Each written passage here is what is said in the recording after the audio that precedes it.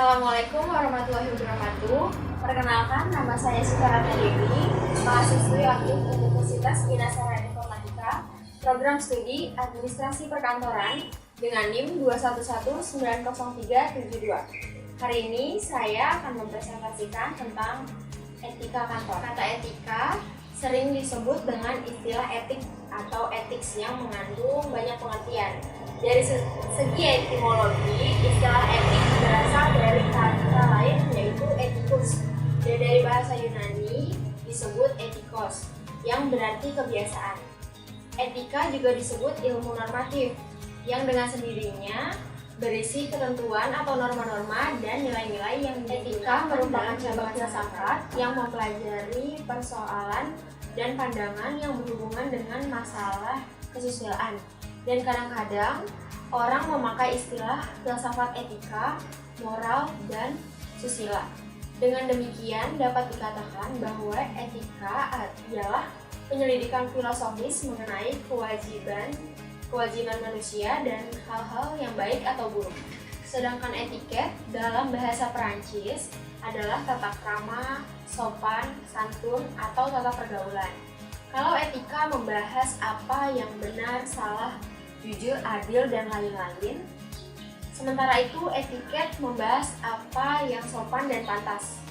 Etiket diterapkan dalam percakapan, bertamu, berkunjung, makan, minum, melayani atau menerima tamu, bertelepon, dan seterusnya. Berikut adalah cara memahami etika pergaulan. Yang pertama, bersikap sopan, santun, dan ramah. Yang kedua, penuh perhatian terhadap orang lain atau biasa disebut empati. Yang ketiga, mampu menjaga perasaan orang lain. Yang keempat, berusaha untuk saling membantu bila melihat rekan kerja yang sedang mengalami kesulitan. Yang terakhir, ada mampu mengendalikan emosi. Yang kedua, ada etika berpakaian. Setiap orang selalu menginginkan penampilan yang menarik dan ingin merasa menarik apabila dilihat oleh orang lain, karena penampilan itu merupakan daya tarik setiap orang. Walaupun dalam kantor hampir semua karyawan memakai seragamnya masing-masing yang sudah ditentukan oleh pihak kantor, namun kita sebagai karyawan harus tetap menjaga citra diri dan wibawa perusahaan. Bagaimana cara etika berpakaian di kantor yang benar? Yang pertama, gunakan pakaian dengan ukuran yang pas. Yang kedua, biasakan berpakaian yang rapi. Yang ketiga, jangan merubah model pakaian. Yang ketiga, ada etika berbicara. Dalam berbicara, gunakan bahasa dengan ucapan yang jelas dan gampang dimengerti, serta tetap menjaga batasan-batasan yang mencerminkan etika dan tidak menimbulkan pembicaraan yang asal. Ada beberapa hal yang perlu diketahui dalam berbicara. Yang pertama, pada saat berbicara harus menatap lawan bicaranya. Yang kedua, pada saat bicara suara harus jelas dan jelas terdengar. Yang ketiga, gunakan bahasa yang baik dan benar. Yang keempat, hindari menggunakan suara yang tinggi. Yang kelima, aturlah pembicaraan agar gampang dimengerti. Yang keenam, belajarlah untuk bisa mengimbangi lawan bicara. Yang ketujuh, berusaha untuk menyenangkan lawan bicara. Yang kedelapan, ciptakan selang sekali waktu rasa humor. Yang terakhir, mampu untuk memuji lawan bicara, selalu berusaha untuk menjadi pendengar yang baik. Sedangkan hal-hal yang perlu dihindari ketika berbicara dengan teman kerja adalah jangan membicarakan kejelekan orang lain atau teman kerja. Yang kedua, pada saat berbicara, hindari pembicaraan hal yang negatif atau sensitif. Yang ketiga, jangan memotong pembicaraan orang lain. Yang keempat, jangan memonopoli pembicaraan. Yang terakhir, hindari untuk membicarakan diri sendiri. Salah. Berikut ini adalah hal sederhana agar dihormati oleh rekan kerja. Yang pertama, jadikanlah teman kerja sebagai mitra kerja dan jangan menganggap teman kerja sebagai pesaing. Yang kedua, tumbuhkan rasa saling membantu satu sama lain. Yang ketiga, ingatkanlah teman kerja ketika ada sedikit yang menyimpang. Yang keempat, jaga agar tidak terjadi konflik yang berkepanjangan.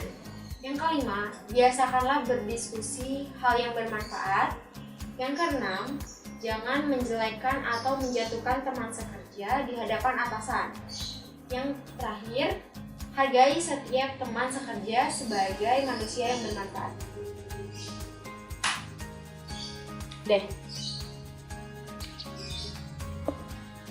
Berikut hal penting yang harus diperhatikan dalam etika di kantor. Yang pertama ada sosialisasi. Sosialisasi merupakan sebuah proses komunikasi yang harus dijalani dengan berbagai situasi dan kondisi, baik di rumah, kampus maupun di kantor. Yang kedua ada berbicara dengan jelas. Bangunlah komunikasi dengan arah pembicaraan yang jelas. Pembicaraan tanpa arah hanya akan membuat lawan bicara bingung. Yang ketiga, hati-hati berkomentar. Ketika dilibatkan dalam sebuah pembicaraan yang melibatkan isu menarik, tentu akan memancingmu untuk berkomentar.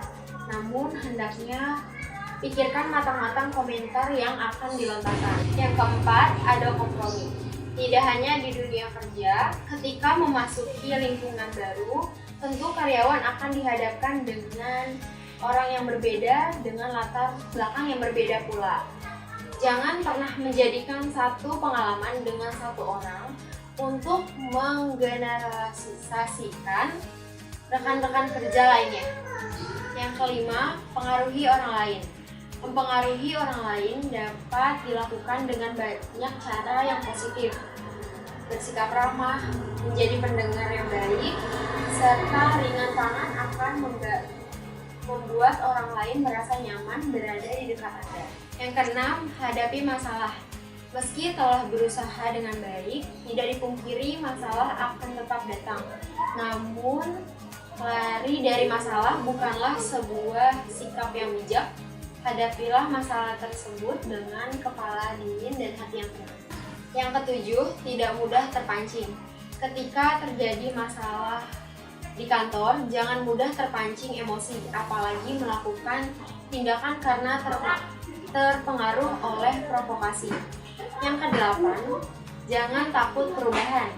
Orang yang anti perubahan hanyalah orang kaku. Jika tidak mampu menerima perubahan, maka karyawan tersebut tidak akan pernah bisa maju. Oleh karena itu, jangan takut menerima perubahan selama itu memang baik untuk karir dan kehidupan karyawan itu sendiri. Yang kedelapan, lepaskan ego. Bekerja dalam sebuah perusahaan apapun berarti siap untuk menjadi pemain tim. Untuk menjadi pemain tim yang baik, karyawan harus bisa melepaskan ego, sehingga dapat menjalin hubungan kerjasama yang solid. Sekian presentasi saya hari ini. Mohon maaf apabila ada kesalahan dan kekurangan. Sekian, terima kasih. Wassalamualaikum warahmatullahi wabarakatuh.